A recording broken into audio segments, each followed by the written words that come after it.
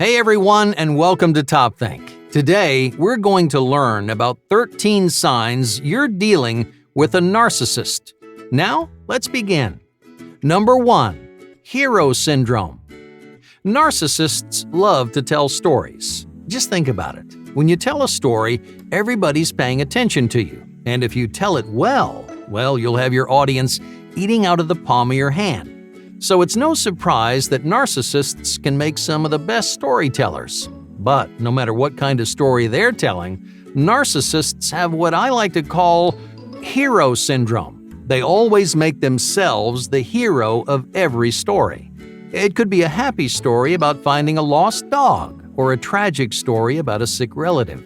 It really doesn't matter. Narcissists always paint the same picture of themselves. They're always winning. They're never in the wrong, and if anything bad happens, they're always the victims. So don't let a good story fool you. If you know someone who's never been the bad guy, they might be a narcissist. Number 2. Stretching the truth. Back in 1938, a famous psychologist named H.A. Murray discovered the first scale for human narcissism. First, he identified 2 important parts of a narcissist's personality. Everybody knows they're self-absorbed. They exploit other people and crave attention. But there's something else. Narcissists are also incredibly sensitive.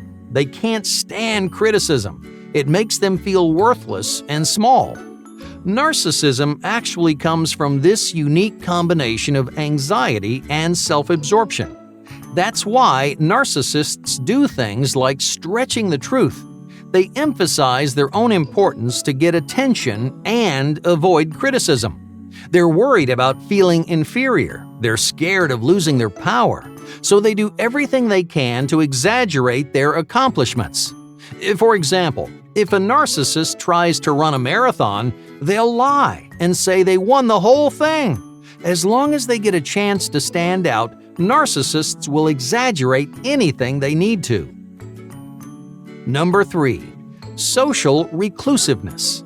60 years after Murray's discovery, 2 researchers noticed a problem. It turns out his scale only works for one kind of narcissist.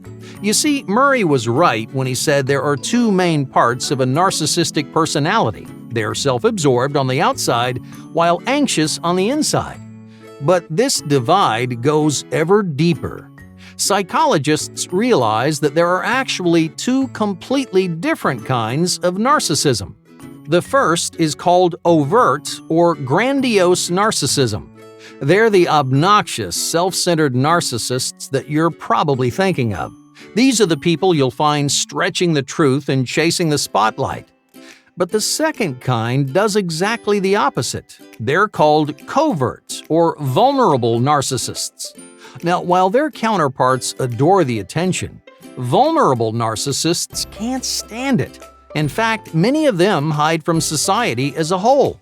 They're uncomfortable with socializing because they think everything revolves around them, but not in a good way. They're convinced that everyone wants to shame or criticize them, so they panic whenever they're around other people. So, just because someone isn't aggressively looking for attention, that doesn't mean they're not a narcissist.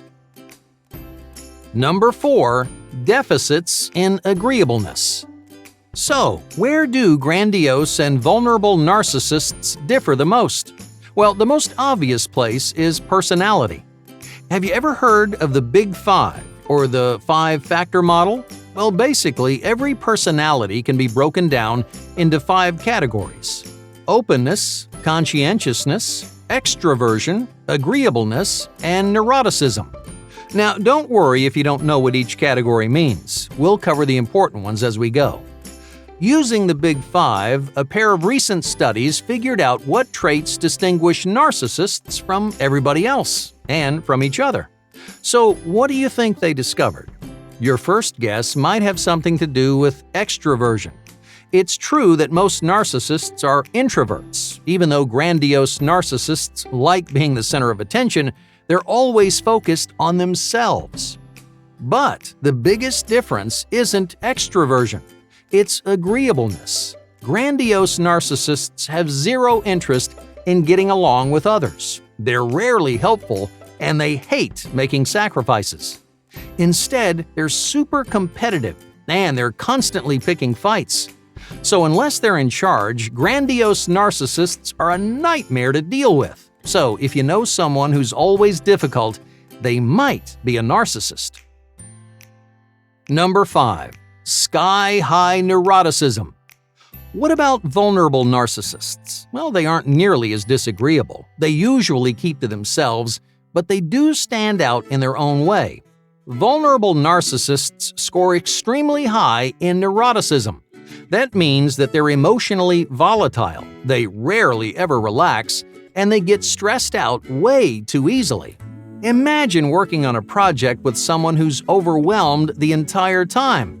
Even if they're not fighting you every step of the way, neuroticism can be just as frustrating. Number 6. Taking everything personally. Based on Murray's work, another recent study designed a new questionnaire. It's called the Hypersensitivity Narcissism Scale. The difference is, this one is made specifically for vulnerable narcissists. Since vulnerable narcissism was discovered so much later, it hasn't received the same kind of recognition. In fact, it was left out of several versions of the DSM, that's the Manual for Mental Disorders, used by psychologists around the world. But this new scale changed everything. It made it much easier to identify and research vulnerable narcissists.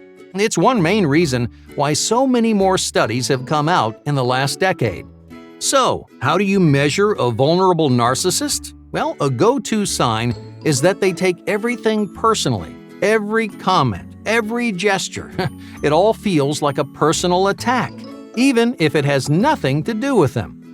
This is one of the most important subjects on the Hypersensitivity Narcissism Scale. It asks questions like, do you often interpret the remarks of others in a personal way? If you strongly agree, there's a good chance you have some narcissistic tendencies. Number 7. Controlling parents. Let's zoom out from the two different types of narcissism. What do we know about narcissism as a whole? Well, researchers have spent years wondering where exactly it comes from. Like psychopathy, its origins are pretty mysterious. But a 2006 study made a breakthrough. They discovered that narcissists don't just share the same personality traits. Many of them come from similar families. It turns out parenting style plays a major role. Most narcissists were raised by really controlling parents. Now, I'm not saying that strict parents automatically make you self-centered, but there is a pretty significant correlation. Number 8. Frequent name-dropping. We know grandiose narcissists can't resist showing off, but the more successful they are, the worse it gets. Narcissists are especially guilty of name-dropping. Name-dropping is when you go out of your way to mention someone important or famous that you know. Well, you may not actually know them. Maybe you just shook their hand one time, like 4 years ago. But that's not how a narcissist will tell the story. They'll make it sound like every famous person is their best friend. Why? Well, because they think knowing famous people means that you're cooler, you're more interesting, higher class. Not to mention name-dropping makes you the center of attention. So if your friend won't stop talking about all the celebrities they've met, chances are they're just trying to feed their ego. Number 9. Self-centered manipulation. Deceit comes naturally to a narcissist. They struggle to feel empathy or concern for anyone but themselves. So if they want something, they don't mind manipulating other people to make it happen. Let's say you get a better grade than your friend on a test. They seem happy for you, but deep down, they're furious. So the next time a test rolls around, they suggest going out the night before.